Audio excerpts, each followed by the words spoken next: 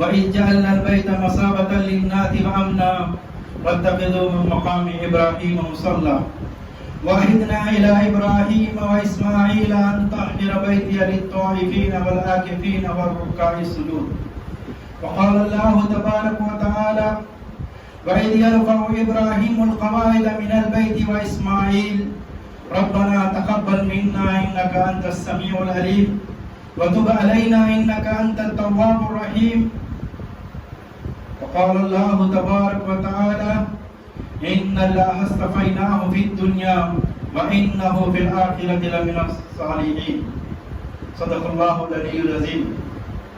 تمام تعریف حمد و ستائش اللہ رب العالمین کے لیے ہے جو تنہا اس پوری کائنات کا مالک، پروردگار، مدبر اور پالنہار ہے. جمیع درود و سلام ہو جمیع انبیاء علیہ السلام پر، انبیاء کی آخری کڑی حضرت محمد مصطفیٰ صلی اللہ علیہ وسلم پر. عزیز ساتھیو، انشاءاللہ آج ہم ایام کی مناسبت سے یہ جمعہ اور آنے والا جمعہ عید الاضحیٰ کی تیاری کے سلسلے میں کچھ پہلے جمعہ کو انشاءاللہ جس سے عید الاضحیٰ منسلک ہے وہ عظیم شخصیت جس کا نام حضرت ابراہیم علیہ السلام ہے، اس جمعہ کو انشاءاللہ سیرت حضرت ابراہیم علیہ السلام اسوے کی حیثیت سے آپ کے سامنے پیش کیا جائے گا، اور اگلے جمعہ کو انشاءاللہ عید الاضحیٰ کی مسائل، قربانی کا فلسفہ، قربانی کی اہمیت، قربانی کس پر واجب ہے، قربانی کے کیا طریقہ ہے، اس پر انشاءاللہ عید کے تعلق سے، عید کی خوشی کے تعلق سے اس طریقے سے ہم دو پارٹس میں جو ہے نا اس سلسلے میں ہیں. تو پہلا حصہ ہوگا جس میں حضرت ابراہیم علیہ السلام جس وقت میں آپ کے سامنے پیش کروں گا کہ ابراہیم علیہ السلام کی سیرت، اور دوسرے میں اسوہ ابراہیمی سے ہم کو سبق اور عید کے سلسلے میں. تو آئیے پہلے سلسلے میں ہم داخل ہوتے ہیں. ابراہیم علیہ السلام قرآن مجید کی روح سے اولو العزم پیغمبروں میں آپ کا شمار ہوتا ہے. آپ کو معلوم ہے کہ اولو العزم پیغمبروں میں 5 پیغمبر ہیں جس میں سے حضرت ابراہیم علیہ السلام اس میں شامل ہے. نمبر 1. نمبر 2 حضرت موسیٰ علیہ السلام اور ان کی قوم کے تذکرے کے بعد سب سے زیادہ تذکرہ قرآن مجید میں اگر کسی کا ہے تو وہ حضرت ابراہیم علیہ السلام کا تذکرہ ہے. قرآن مجید میں حضرت ابراہیم علیہ السلام کو ایک عالمگیر آئیڈیل کے طور پر پوری دنیا کی قوموں کے لیے، پوری دنیا کی تحریکات کے عالم بردار کی حیثیت سے قرآن نے پیش کیا ہے. قرآن نے حضرت ابراہیم علیہ السلام کی زندگی میں مجھے اور آپ کو، اور خصوصاً موجودہ ہندوستان کے حالات کی مناسبت سے حضرت ابراہیم علیہ السلام کی سیرت میں امت محمدیہ کے لیے بہت سارے اسباب موجود ہیں، بہت سارے اس میں مجھے اور آپ کو پیام ملتا ہے، میسیج ملتا ہے اس سے کہ ایسے حالات میں ہمیں کیا کرنا چاہیے. الغرض یہ کہ ابراہیم علیہ السلام کی زندگی ایسی ہے دوستو جس میں کوئی ایسا واقعہ پیش نہیں آیا ہو جس میں سے امت محمدیہ سے اس کا تعلق نہ ہو. یہاں تک کہ اللہ کے رسول صلی اللہ علیہ وسلم کی سیرت میں بھی حضرت ابراہیم علیہ السلام کی سیرت سے بہت زیادہ واقعات سے جو میسیج ملتا ہے، قربانیوں سے، آزمائشوں سے، ابتلاء سے، جو دعوت کے طریقے سے جو چیزیں مجھے اور آپ کو ملتی ہے وہ ایک ایسی ہے کہ حضرت ابراہیم علیہ السلام کو سیرت کو بالا تر کر کے، اس کو بلند کر کے، اس کو مقام اسوہ تک پہنچا دیتی ہے. اسوہ کے معنی آئیڈیل کی ہے. حضرت ابراہیم علیہ السلام کی زندگی کو خود اللہ تبارک و تعالیٰ نے رسول اللہ صلی اللہ علیہ وسلم کو مخاطب ہو کر فرمایا کہ لقد کان لکم فی ابراہیم اسوۃ الحسنہ. اے محمد صلی اللہ علیہ وسلم، تمہارے لیے حضرت ابراہیم علیہ السلام کی زندگی میں نمونہ موجود ہے.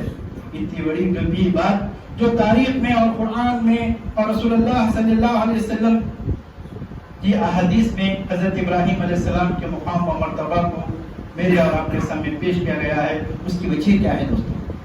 اس کی وجہ یہ ہے کہ ایک ایسی شخصیت ہے، نمبر 1 بت کدے گھروں میں پیدا ہوتے ہیں. آپ کا بیک گراؤنڈ جو ہوتا ہے وہ چار مذاہب وہاں پر پائے جاتے ہیں. نمبر 1 بتوں کو پوجا جاتا ہے. نمبر 2 ستاروں کو پوجا جاتا ہے. نمبر 3 سورج کو پوجا جاتا ہے. نمبر 4 چاند کو پوجا جاتا ہے. یہ 4 طرح کی عبادت کرنے والے رہتے ہیں. بتوں سے مطلب صنم پرستی ہے. جو اسٹیچو پتھر کے مٹی کے بنائے ہوئے رہتے تھے اس کو خدا سمجھ کر پوجتے تھے. ستاروں کو پوجتے تھے کہ وہ ہمیں روشنی دے رہے ہیں, فائدہ پہنچا رہے ہیں. چاند کو پوجتے تھے, سورج کو پوجتے تھے. ابراہیم علیہ السلام ایسی قوم میں, ابراہیم علیہ السلام ایسے ماحول میں پرورش پاتے ہیں. ابراہیم علیہ السلام ایسے ماحول میں آنکھ کھولتے ہیں. چنانچہ ابراہیم علیہ السلام کے والد کا نام آذر ہوتا ہے اور ابراہیم علیہ السلام عراق کے ایک شہر میں تولد ہوتے ہیں جس کا نام پور ہوتا ہے. الغرض یہ کہ ابراہیم علیہ السلام ایک ایسے گھرانے میں پیدا ہوتے ہیں جو آذر آپ کے جو والد ہے وہ خود بتوں کو تراشتے تھے اور بتوں کو بیچتے تھے, اور نمرود کے دربار میں ایک بہت بڑے عالم کی حیثیت سے, پنڈت کی حیثیت سے, پجاری کی حیثیت سے, پادری کی حیثیت سے جانے اور مانے جاتے تھے. ایسے گھرانے میں حضرت ابراہیم علیہ السلام جب تولد ہوتے ہیں, نمبر 1 حضرت ابراہیم علیہ السلام کا بچپن. حضرت ابراہیم علیہ السلام جب بچپن میں رہتے ہیں 15-16 سال کی عمر میں, تو دیکھتے ہیں کہ والد بتوں کو پوج رہے ہیں. تو سب سے پہلے حضرت ابراہیم علیہ السلام والد سے سوال کرتے ہیں کہ جس بت کو آپ تراش رہے ہیں, پوج رہے ہیں, کیا یہ آپ کی بات کو مانتا ہے, سنتا ہے؟ تو والد خاموشی اختیار کرتے ہیں, بے جواب ہو جاتے ہیں, لاجواب ہو جاتے ہیں. پھر اس کے بعد حضرت ابراہیم علیہ السلام دیکھتے ہیں کہ قوم میں چلے جاتے ہیں کہ قوم ہے کہ بتوں کو پوجنے کے لیے تہوار مناتی ہے, اور بتوں کے سامنے قوم کھانے, حلویات, مٹھائیاں, سویٹس رکھ کے ان کو کھانے کے غذائی فراہم کرنے کے بعد پوجے کے لیے تیار ہوتے ہیں. تو ابراہیم علیہ السلام پہنچتے ہیں, پہنچ کے قوم سے مخاطب ہو کر کہتے ہیں کہ اے میرے قوم, یہ جس کھانے اور پینے اور مٹھائیوں کی چیزیں تمہیں تم ان کے سامنے رکھے ہو, کیا یہ کھاتے ہیں؟ پھر اس کے بعد کہتے ہیں ہل تسمعونکم, جب تم انہیں پکارتے ہیں تو کیا یہ تمہاری پکار کو, تمہاری دعا کو سنتے ہیں؟ کیا یہ تمہاری نقصان کو دور کر سکتے ہیں؟ کیا یہ تم کو کوئی فائدہ پہنچا سکتے ہیں؟ تو قوم کہتے ہیں کہ اے ابراہیم, تم کو معلوم ہے کہ یہ ہمارے بت نہ بات کرتے ہیں, نہ نقصان پہنچاتے ہیں, نہ فائدہ پہنچاتے ہیں, بلکہ قوم یہ کہتی ہے کہ نحن وجدنا آباءنا, ہم نے اپنے آبا و اجداد کو اس طریقے پر عبادت کرتے ہوئے پایا ہے, لہذا ہم اپنے معبودوں کی عبادت کر رہے ہیں. تو اس وقت حضرت ابراہیم علیہ السلام آپ دیکھتے ہیں کہ پھر آگے بڑھتے ہیں, کہتے ہیں کہ اف لک, اف تم پر, تف تم پر, اور تمہارے ان معبودوں پر جن کی تم عبادت کرتے ہو, ایسوں کی عبادت کرتے ہو جو نہ سنتے ہو, ایسوں کی عبادت کرتے ہو نہ تمہاری حاجت پوری کرتے ہو, اور نہ ایسوں کی عبادت کر رہے ہو جس کو تمہارے سامنے کھانا رکھا ہوا ہے, تم دیکھ رہے ہو کہ وہ خود کھا نہیں رہے ہیں. عقلی دلائل سے حضرت ابراہیم علیہ السلام دعوت کا سلسلہ شروع کرتے ہیں. دوستوں, الغرض یہ کہ جب حضرت ابراہیم علیہ السلام بلوغت سے آگے بڑھ کے پہنچتے ہیں تو حضرت ابراہیم علیہ السلام قوم کے عقیدے پر ریسرچ کرتے ہیں کہ یہ میری قوم جو بتوں کو پوج رہی ہے, ستاروں کو پوج رہی ہے, چاند کو پوج رہی ہے, سورج کو پوج رہی ہے, ذرا اس کی تحقیق تو کر لیں گے. چنانچہ قرآن مجید کرتا ہے کہ حضرت ابراہیم علیہ السلام جب اس کی تحقیق کے لیے نکلتے ہیں تو سب سے پہلے کیا کرتے ہیں, ستارے کو دیکھتے ہیں, دیکھنے کے کہتے ہیں کہ ہو سکتا ہے کہ یہ میرا رب ہے. لیکن پھر جب دیکھا کہ ستارہ سے زیادہ ایک چیز آ گئی ہے تو چاند جو جب دیکھتے ہیں کہ کہتے ہو سکتے ہیں کہ ہو سکتا ہے یہ میرا رب ہے.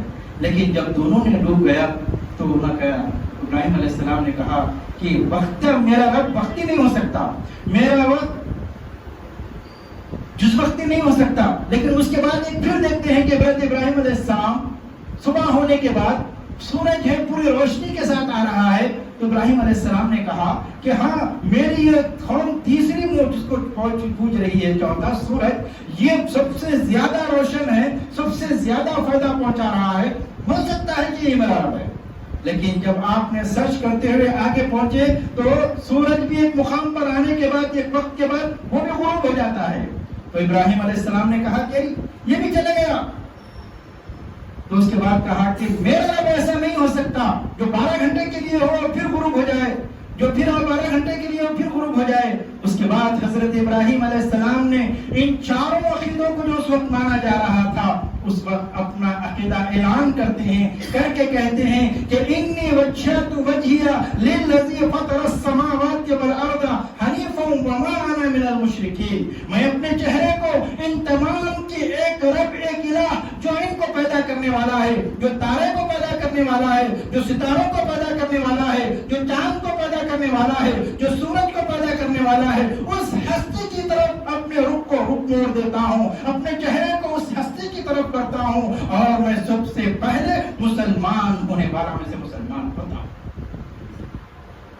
دوستو، حضرت ابراہیم علیہ السلام نے توحید کو تحقیق کے بعد پایا ہے، حضرت ابراہیم علیہ السلام نے توحید کو علم کے بعد پایا ہے، حضرت ابراہیم علیہ السلام نے توحید کو جستجو کر کے پایا ہے، حضرت ابراہیم علیہ السلام نے توحید کو محنت سے پایا ہے، حضرت ابراہیم علیہ السلام نے اپنے رب کو تلاش کر کے پایا ہے۔ ایک بندے مومن کو چاہیے کہ وہ اپنے عقیدے کو درست کرنے کے لیے سب سے پہلے علم کا ذخیرہ اپنے پاس رکھیں، معلوم ہو کہ اس کے عقیدے کے کیا تقاضے ہیں، اس کا عقیدہ جس کو وہ مان رہا ہے، قبول کر رہا ہے، اس پر کیا ذمہ داریاں عائد ہوتی ہے، اس سے قبول کرنے پر اس پر کیا پابندیاں عائد ہوتی ہیں۔ یہ تمام چیزیں مجھے اور آپ کو انبیاء علیہ السلام کی سیرت سے یہ بات معلوم ہوتی ہے کہ جب ایمان لائے ہیں، اسلام لائے ہیں، تو روشنی میں آنے کا نام ہے، جہالت سے نکل کر روشنی میں آنے کا نام ہے۔ ایمان نام ہے تاریکی سے نکل کر نور کی طرف آنے کا۔ تو میں اور آپ جو ایمان لے کر آئے ہیں، اس میں سب سے پہلی چیز یہ ہے کہ اس پہ جستجو کرنا ہے، علم حاصل کرنا ہے، اس کے تقاضوں کو معلوم کرنا ہے، اس کی عقائد کو معلوم کرنا ہے اور اس پر پابندی کرنا ہے۔ اب آگے بڑھیے، حضرت ابراہیم علیہ السلام جب آگے بڑھتے ہیں تو معلوم ہے آپ کو کہ حضرت ابراہیم علیہ السلام ایک ایسے پیغمبر ہے دوستو جو اپنی زندگی میں 4 ہجرتیں کی ہیں۔ کتنے ہجرتیں؟ اسی لیے حضرت ابراہیم علیہ السلام کو پوری دنیا کے جتنے پیغمبر ہیں ابو الانبیاء کہا جاتا ہے۔ ابراہیم علیہ السلام کو جد انبیاء، جد امجد یعنی انبیاء کے دادا کہا جاتا ہے۔ کیسے؟ ابراہیم علیہ السلام کے بیٹے بھی نبی، ابراہیم علیہ السلام کے بھتیجے بھی نبی، ابراہیم علیہ السلام کے پوتے بھی نبی، ابراہیم علیہ السلام کے پرپوتے بھی نبی۔ اب تھوڑا نام کیا ہے تو آپ کو معلوم ہو جائے گا۔ ابراہیم علیہ السلام کے 2 بیٹے ہوتے ہیں۔ اس سے پہلے اور چیزیں کر دوں، ابراہیم علیہ السلام کی 2 بیویاں ہوتی ہیں۔ پہلی بیوی کا نام سارہ علیہ السلام اور دوسری بیوی کا نام ہاجرہ علیہ السلام۔ اب دیکھیے عجیب اتفاق ہے، حضرت ابراہیم علیہ السلام سارہ علیہ السلام سے آپ کو بیٹا ہوتے ہیں، لیکن بعد میں ہوتے ہیں۔ پہلے آپ کی چھوٹی بیوی حضرت ہاجرہ علیہ السلام سے آپ کو بیٹے ہوتے ہیں، جس کا نام کیا ہے؟ حضرت اسماعیل علیہ السلام۔ اور پھر جب یہ دونوں بیویوں کے بچہ ہو جانے کے بعد حضرت ہاجرہ علیہ السلام سے اسماعیل علیہ السلام تولد ہونے سے دونوں فیملیوں کی نہیں جمتی ہے، تو حضرت ابراہیم علیہ السلام کو حکم ہوتا ہے کہ اپنی بیوی کو مکے میں چھوڑ دو۔ الغرض یہ کہ ادھر پھر سارہ علیہ السلام سے حمل وضع ہوتا ہے، اور الحمدللہ حضرت سارہ علیہ السلام سے جلیل القدر پیغمبر تولد ہوتے ہیں، جس کا نام حضرت اسحاق علیہ السلام ہے۔ 2 بیویاں ہیں، دونوں سے 2 بیٹے ہوئے ہیں۔ ایک کا نام اسماعیل علیہ السلام ہے، دوسری بیوی کا نام ہاجرہ علیہ السلام، پہلی بیوی کا نام، اور دوسری بیوی کا نام سارہ علیہ السلام۔ اگر عمر کے لحاظ سے دیکھیں تو پہلی بیوی کا نام سارہ علیہ السلام اور چھوٹے حضرت ہاجرہ علیہ السلام۔ سارہ علیہ السلام سے اسحاق علیہ السلام، ہاجرہ علیہ السلام سے اسماعیل علیہ السلام۔ یہ دونوں بیٹوں سے حضرت ابراہیم علیہ السلام کی ایک ایسی نسل چلتی ہے جس میں انبیاء ہی انبیاء موجود ہیں۔ اسحاق علیہ السلام کے بیٹے کا نام کیا ہے؟ یعقوب علیہ السلام۔ اور یعقوب علیہ السلام بھی کون ہے؟ نبی ہے۔ یعقوب علیہ السلام کے بیٹے کا نام کیا ہے؟ یوسف علیہ السلام۔ یوسف علیہ السلام کیا ہے؟ باپ بھی نبی، بیٹے بھی نبی اور ہوتے بھی نہیں۔ آئیے ادھر حضرت اسماعیل علیہ السلام۔ حضرت اسماعیل علیہ السلام سے جو تولد ہوئے ہیں وہ کون ہیں؟ نبی پاک صلی اللہ علیہ وسلم۔ یہ دونوں بیٹوں سے حضرت ابراہیم علیہ السلام کی ایک 2 ایسی بڑی قومیں وجود میں آئی ہے۔ ایک کا نام ہے بنو اسرائیل جو اسحاق علیہ السلام سے ہے، دوسرے کا نام ہے بنو اسماعیل جو اسماعیل علیہ السلام سے ہے، جس میں محمد صلی اللہ علیہ وسلم ہے۔ اس وجہ سے حضرت ابراہیم علیہ السلام کی شخصیت ایک ایسی شخصیت ہے کہ ہر مذہب کا ماننے والا، ہر عقیدے کا ماننے والا، ہر قوم کا ماننے والا دنیا میں کہیں پر بھی ہو حضرت ابراہیم علیہ السلام سے آج بھی جانتا ہے۔ چاہیے کہ ان کا نام کچھ اور ہو، کہیں پر ابراہا ہو، کہیں پر ابراہم، کہیں کوئی اور نام بدلتے ہوئے ہو، لیکن یہ شخصیت کے ابو الانبیاء ہے، جد الامجد ہے، انبیاء کے دادا ہے، اور دونوں قومیں جو اس وقت نبوت سے قیامت تک چلے گی وہ حضرت ابراہیم علیہ السلام سے۔ الغرض یہ کہ دوستو حضرت ابراہیم علیہ السلام کے مقام حاصل ہے کہ آپ انبیاء کے باپ ہی نہیں بلکہ انبیاء کے دادا بھی کہلائے گئے۔ اس طریقے سے اور آگے بڑھیے، حضرت ابراہیم علیہ السلام 4 سفریں کرتے ہیں۔ نمبر 1، جب قوم کو اور آپ نے اپنی والد کو دعوت دی تو اس وقت کیا ہوا کہ قوم بھی اور آپ کے والد، چھوٹے چھوٹے واقعات ہیں وہ تمام آپ کو معلوم ہے۔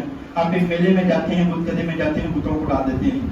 اس کی سزا کے طور پر قوم نمرود اور نمرود کی قوم نے آپ کو ایک سزا مقرر کر دی ہے۔ وہ سزا یہ ہے کہ حضرت ابراہیم علیہ السلام کو جلا دیا جائے۔ جس نے ہمارے بتوں کو توڑا ہے، جس نے ہمارے بتوں کو برا بھلا کہا ہے، اس کو کیا کر دیا جائے۔ چنانچہ یہ سب سے بڑی آزمائش ہے جو حضرت ابراہیم علیہ السلام کی۔ لہذا آپ کو معلوم ہے کہ حضرت ابراہیم علیہ السلام کے لیے علاوہ تیار کیا جاتا ہے، آگ تیار کی جاتی ہے۔ مفسرین نے لکھا ہے کہ جتنے لوگ نمرود کی رعایا میں تھے وہ ہر گھر سے لکڑی آئی ہے، اور ہر شخص جو اپنی طرف سے کر سکتا تھا اس علاوے کو جلانے کے لیے، اس حضرت ابراہیم علیہ السلام کے آگ کو جلانے کے لیے اس نے کچھ نہ کچھ حصہ لیا ہے۔ چنانچہ یہ جب تیار ہوتا ہے دوستو، آپ کو معلوم ہے کہ پوری طریقے سے ایک پہاڑ کی طرح لکڑیاں ہیں اور اس میں ایندھنے ہیں، اور جلانے کے لیے حضرت ابراہیم علیہ السلام کو قیدی کے طور پر نعوذ باللہ کہ ہمارے بتوں کو توڑ دیے ہیں اور انہوں نے ہمارے بتوں کی گستاخی کی ہے، ایک مجرم کی حیثیت سے عدالت میں پیش کیا جاتا ہے۔ یہاں پر دیکھیے ایک مرد مومن کی استقامت، صبر اور قربانی، توکل علی اللہ، اللہ پر بھروسہ، توکل علی اللہ، اللہ پر بھروسہ۔ جب نمرود کے دربار میں حضرت ابراہیم علیہ السلام کو جلانے کے لیے پیش کیا جاتا ہے تو پورے لوگ تیار ہے، منجانی تیار کی جاتی ہے۔ اس زمانے میں منجانی کہتے ہیں کہ تیز جھولا ہوتا ہے جسے بٹھا کر ہوا کی طرح پھرائے جاتے ہیں، اور ایسا تیز ہوا کی طرح سے پھرا کے اس کو اس میں سے جھونک دیتے ہیں کہ وہ آگ کے اندر تک عمیق ڈیپ چلے جائیں۔ تو اس لحاظ سے وہ جھولے میں بٹھا کر حضرت ابراہیم علیہ السلام کو جھلایا جا رہا ہے۔ ہیکل یعنی کہ پہلوان قسم کے لوگ اس کو جھلا رہے ہیں، حضرت ابراہیم علیہ السلام جھول رہے ہیں، اور آگ تیار ہو گئی ہے۔ آگ کا یہ حال ہے کہ وہ آسمان کو چھو رہی ہے، بھڑک رہی ہے، شعلے ایسے نکل رہے ہیں کہ آزو باجو جو دور تک لوگ ٹھہرے ہوئے ہیں ان کو بھی گرمی پہنچ رہی ہے، اور حضرت ابراہیم علیہ السلام ہے کہ اس کی تیاری میں ہے۔ جب یہ حضرت ابراہیم علیہ السلام اور آگ کے درمیان کا جو فاصلہ ہے، اس فاصلے سے حضرت ابراہیم علیہ السلام کو منجانی سے نکالا جاتا ہے، تیزی سے آگ جاتے رہتے ہیں کہ بیچ میں ان دونوں کے درمیان جبرائیل علیہ السلام نازل ہوتے ہیں آسمان سے، اور جبرائیل علیہ السلام کے ساتھ آگ کا فرشتہ بھی ہوتا ہے۔ اس موقع پر، اس نازک موقع پر جب کہ ابراہیم علیہ السلام آگ کو دیکھ رہے ہیں اور دوسری طرف فرشتہ بیچ میں رک کر ابراہیم علیہ السلام کو کہہ رہا ہے حل لک حاجۃ یا ابراہیم۔ ایک اور روایت میں لکھا ہے کہ حل لک حاجۃ یا ابراہیم، ابراہیم میں آپ کی کیا خدمت کر سکتا ہوں، میرے ساتھ آگ کا فرشتہ ہے، آپ حکم دے دیجئے، اس آگ کو ہم کیا کر دیں گے، بجھا دیں گے۔ ابراہیم علیہ السلام کہتے ہیں کہ نہیں، میں بھی اللہ تبارک و تعالیٰ کے مشن پر میں لگا ہوا ہوں، اللہ تبارک و تعالیٰ مجھے دیکھ رہا ہے، مجھے آپ کی بھی مدد کی ضرورت نہیں ہے اور فرشتے کی بھی مدد کی ضرورت نہیں ہے۔ اگر میں اللہ کے مشن پر، اللہ کے حکم پر لگا ہوا ہوں تو اللہ تبارک و تعالیٰ میری مدد کرے گا۔ اس کے بعد دعا کیجیے۔ حضرت ابراہیم علیہ السلام آگ میں گر رہے ہیں، آگ میں جا رہے ہیں، دعا کر رہے ہیں کہ اے میرے پاک پروردگار، اس روح زمین پر تیرا نام لینے والا میں اکیلا ہوں، اور یہ باطل کی سازشیں ہیں جو مجھے جلانے کے لیے جا رہی ہے۔ تو آسمان پر اکیلا ہے، میں زمین پر اکیلا ہوں، میرے پاک پروردگار اگر اس میں میرے لیے خیر ہے تو میری مدد فرما۔ جیسے ہی حضرت ابراہیم علیہ السلام اللہ پر بھروسہ کرتے ہوئے اللہ کی مشن پر، اللہ کے پیغام پر، اللہ کے راستے میں لگے ہوئے ہیں، یہاں تک کہ حضرت ابراہیم علیہ السلام جب آگ کے قریب میں جاتے ہیں تو اللہ تبارک و تعالیٰ نہ فرشتے کو حکم دیتا ہے، قرآن کے الفاظ ہے، نہ جبرائیل کو حکم دیتا ہے. سبحان اللہ، جس اللہ پر حضرت ابراہیم علیہ السلام نے توکل کیا تھا، جس اللہ پر حضرت ابراہیم علیہ السلام نے بھروسہ کیا تھا، جس اللہ کو حضرت ابراہیم علیہ السلام نے اپنے آنکھوں کے سامنے پا رہے تھے، اس اللہ کی جانب سے مدد نازل ہوتی ہے. اللہ تبارک و تعالیٰ آگ سے مخاطب ہو کر کہتا ہے کہ یا نار کونی بردا وسلاما علی ابراہیم، اے آگ میں تجھے حکم دیتا ہوں کہ میرے ابراہیم کے لیے سلامتی والی بن جا، ٹھنڈی بن جا، ایسی سلامت والی بن جا کہ اس کے جسم کے لیے سلامت ہو جائے. دیکھتے ہی دیکھتے پورا مجموعہ دیکھتا ہے کہ وہ آگ گلدستے میں تبدیل ہو جاتی ہے، وہ آگ گارڈن میں تبدیل ہو جاتی ہے، وہ آگ باغیچے میں تبدیل ہو جاتی ہے، اور دیکھتے ہیں کہ ابراہیم علیہ السلام پھولوں میں بیٹھے ہوئے ہیں. جیسے ہی یہ منظر دیکھنا ہے دوستوں، نمرود بٹھایا جاتا ہے، اور مفسرین لکھتے ہیں کہ اس کے بعد دربار نمرود میں ابراہیم علیہ السلام کو طلب کیا جاتا ہے. اس واقعے کے بعد دیکھیے، میں آپ کو یہ بتانا چاہ رہا تھا کہ مسلمان بندے مومن اللہ تبارک و تعالیٰ کے کلمے پہ رہے. آزمائشی دور اللہ تبارک و تعالیٰ کی جانب سے آتے ہیں، اور یہ انبیاء کو بھی آزمایا گیا ہے. اس میں میری اور آپ کے ایمان کی جانچ ہوتی ہے. میرے اور آپ کے ایمان کو اللہ تبارک و تعالیٰ امتحان لینا چاہتا ہے کہ یہ مسلمان کھرے بھی ہے یا نہیں. اگر اس موقع پر مسلمان کھرے ثابت ہوئے تو نصرت، فتح، کامیابی، اللہ کی مدد ان مسلمانوں کے ساتھ ہوتی ہے، جیسے کہ اسوہ ابراہیمی میرے اور آپ کے سامنے موجود ہے. اب آئیے دربار نمرود میں، نمرود کہتا ہے، پریشان ہوتی ہے پوری مجموعہ، اور کہتا ہے نمرود کیا ہے. اس کے بعد دیکھیے قربان جائیے، حضرت ابراہیم علیہ السلام سے نمرود کہتے ہیں، نمرود کہتا ہے کہ اچھا ابراہیم تمہارا رب کیا ہے. دونوں میں مکالمہ چل رہا ہے. دعوت کے 3 طریقے ہیں، قرآن میں اس کا تذکرہ ہے. ادعو الی سبیلک بالحکمۃ والموعظۃ وجادلھم بالتی ہی احسن. یہ 3 طریقے، نمبر 1 حکمت، نمبر 2 موعظت، نمبر 3 مجادلہ جس کو مناظرہ کہتے ہیں. یہ 3 طریقے دعوت کی ہے، اور تینوں طریقے حضرت ابراہیم علیہ السلام نے اختیار کیا، اور یہ تینوں طریقے رسول اللہ صلی اللہ علیہ وسلم نے بھی اختیار کیا ہے. الغرض یہ کہ حضرت ابراہیم علیہ السلام جب نمرود کے سامنے ٹھہر رہے ہیں تو وقت کا بادشاہ اگر میرے اور آپ کو بلا لے، وقت کی گورنمنٹ مجھے اور آپ کو بلا لے اور کہیں کہ بتائیں تمہارا رب کون ہے، تو میں اور آپ کتنی ڈپلومیسی سے بات کرتے ہیں، کتنی حکمتیں نکالنے کی کوشش کرتے ہیں، بڑے بڑے سے علماء اکرام کیسے نکالنے کی کوشش کرتے ہیں. نمرود حضرت ابراہیم علیہ السلام کو دربار میں بلانے کے بعد کہتا ہے کہ تم آگ سے بچ گئے ہو، اور پورا مجموعہ ہکا پھکا ہو گیا، پریشان ہو گیا. نمرود کی انسلٹ ہو گئی ہے، نمرود کی توہین ہو گئی ہے، اس کی بادشاہیت کی توہین ہو گئی ہے. لہٰذا اب وہ علمی طور پر حضرت ابراہیم علیہ السلام سے مکالمہ کر رہا ہے. ابراہیم بتاؤ تمہارا رب کون ہے. ابراہیم علیہ السلام کہتے ہیں کہ میرا رب وہ ہے جو جلاتا بھی ہے اور مارتا بھی ہے. اچھا، تمہارا رب یہ ہے جو انسان کو زندگی دیتا ہے اور انسان کو موت دیتا ہے. تو نمرود لوگوں کو سمجھانے کے لیے، پورے مجموعے کو سمجھانے کے لیے کیا کرتا ہے؟ دیکھو اے ابراہیم، تم نے کہا کہ رب وہ ہے جو انسان کو پیدا کرے، زندگی دے اور انسان کو موت دے. دیکھو، ایک ایسے شخص کو قید خانے سے نمرود بلاتا ہے، جیل سے، جس پر موت کی سزا ڈکلیئر ہو چکی تھی. اس کو موت کی سزا دینا ہے سولی پہ، اس کو موت کل سزا دینا ہے، موت کے کیا کرنا ہے، موت کے تختے پر اس کو کل چڑھانا ہے، سولی کے تختے پر. نمرود کہتا ہے کہ ایسے قیدی کو لے کے آئے، پورے مجموعے کے سامنے کہتا ہے کہ ابراہیم تمہارا رب وہ ہے جو انسان کو کیا کرتا ہے، زندگی دیتا ہے. دیکھو یہ کل مرنے والا تھا، میں اس کو زندگی دے رہا ہوں. اور پورے مجموعے میں اعلان کرتا ہے نمرود کہ یہ قیدی کو کل سولی نہیں ہوگی، کل تخت پہ نہیں چڑھایا جائے گا، میں اس کو آزاد کر رہا ہوں. کیا تو آزاد ہے، مجھے تجھے زندگی دے دی. ابراہیم علیہ السلام کہتے ہیں کہ اچھا میرا رب وہ ہے جو مارتا ہے. تو وہ کہتا ہے کہ اچھا. ایک دربار میں بلا حضور ایک آدمی ٹھہرا ہوا تھا، اس کو نمرود پکڑتا ہے، پکڑ کے تلوار لے کر گردن اڑا دیتا ہے. کہتا ہے کہ دیکھ میں بھی مار دیا. اچھا، ابراہیم علیہ السلام نے کہا کہ اچھا تو یہ 2 چیزیں کر سکتا ہے، جبکہ یہ بات وہاں پر نہیں ہے. دیکھیے ابراہیم علیہ السلام نے کہا کہ میرا رب یہ ہے کہ سورج کو کہاں سے نکالتا ہے، سورج مشرق سے نکالتا ہے، ذرا تو مغرب سے نکال کے دیکھ. جب یہ حضرت ابراہیم علیہ السلام نے کہا کہ میرا رب وہ ہے کہ جو پوری کائنات کے نظام کو سنبھالے ہوئے، جس میں 2 صفت میں بیان کیا تھا.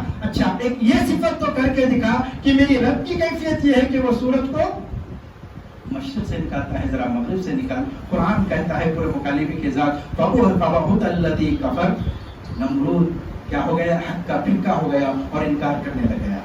اس پورے مکالمے میں حضرت ابراہیم علیہ السلام کی علمی جیت ہوتی ہے, فکری جیت ہوتی ہے, اور حضرت ابراہیم علیہ السلام ثابت کر دیتے ہیں پورے مجموعے میں کہ ایک الہ ہے, ایک اللہ ہے جس پوری کائنات کو چلا رہا ہے, اس کی طاقت آسمانوں میں ہے, زمین میں ہے. اے نمرود تجھے جو بادشاہیت ملی ہے یہ جزوی ہے, یہ فی الوقتی ہے, یہ زائل ہے, یہ ختم ہونے والی ہے. اصل بادشاہ اللہ تبارک و تعالیٰ ہے جو اس پوری کائنات کا ہے. اس پورے مجموعے میں چند لوگ ایمان نہیں لاتے بلکہ صرف آپ پر ابراہیم علیہ السلام کے جو بھتیجے ہوتے ہیں, کون ہے وہ؟ لوط علیہ السلام, وہ ایمان لے کر آتے ہیں. آپ کی بیوی آپ پر ایمان لے کر آتی ہے, چند اور نام آتے ہیں. الغرض یہ کہ یہاں سے ابراہیم علیہ السلام جب دیکھا کہ ملک تنگ کر دیا گیا ہے, وطن میں مجبور کر دی گئی ہے, تو یہاں سے ہجرت کرتے ہیں حضرت ابراہیم علیہ السلام. پہلی ہجرت عراق سے فلسطین کی طرف, عراق سے فلسطین کی طرف. فلسطین میں حضرت ابراہیم علیہ السلام قیام کرتے ہیں. پھر فلسطین کے بعد حضرت ابراہیم علیہ السلام ہجرت کرتے ہیں مصر کی طرف. مصر میں حضرت ابراہیم علیہ السلام قیام کرتے ہیں. مصر میں حضرت ابراہیم علیہ السلام کی شادی ہوتی ہے.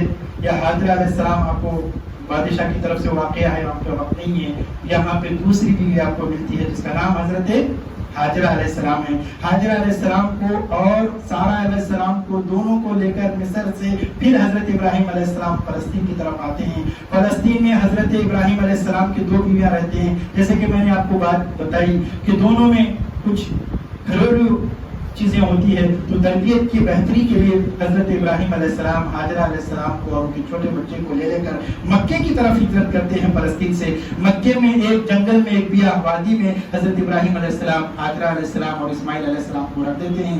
ایک مقام پر حضرت ابراہیم علیہ السلام فلسطین میں الخلیل کے مقام پر اپنی پہلی بیوی سارہ علیہ السلام اور اسحاق علیہ السلام کو رکھتے ہیں. دوسری بیوی کو حضرت حاجرہ علیہ السلام اور اسماعیل علیہ السلام کو مکے میں رکھتے ہیں. نمبر 1. نمبر 2, یہ داعی اعظم ایسے ہیں دوستوں جس مقام پر بھی گئے انہوں نے 4 کام کیے. نمبر 1, اپنا جانشین تیار کیا. نمبر 2, ایک مرکز بنایا. نمبر 3, اپنے جانشین کو دعوت و تبلیغ پر اس مقام پر لگائے. عراق سے جب ہٹے تو اپنے بھتیجے لوط علیہ السلام کو تبلیغ و تبلیغ کے لیے حضرت لوط علیہ السلام کو وہاں پر رکھے. فلسطین سے جب آئے تو اپنے بیٹے حضرت اسحاق علیہ السلام کو وہاں پر کیا, اور اسی طریقے سے اسماعیل علیہ السلام کو یہاں پر کیا. انشاءاللہ اس کے بعد کی سیرت اور اسوے کی چیزیں ہوتی آئندہ جو آپ کے سامنے پیش کیا جائے گا. اللہ تبارک و تعالیٰ سے دعا گو ہوں کہ اللہ تبارک و تعالیٰ ہمیں انبیاء علیہ السلام کی سیرت سے اخذ کیے ہوئے اسباب کو حاصل کرنے کی توفیق عطا فرمائیں, اس سے سبق حاصل کر اس پر عمل کرنے کی توفیق عطا فرمائیں. ان صورتوں کو اسوے کی حیثیت سے مجھے اور آپ کو قبول کر ان صورتوں میں جو مجھے اور آپ کو پیغام مل رہا ہے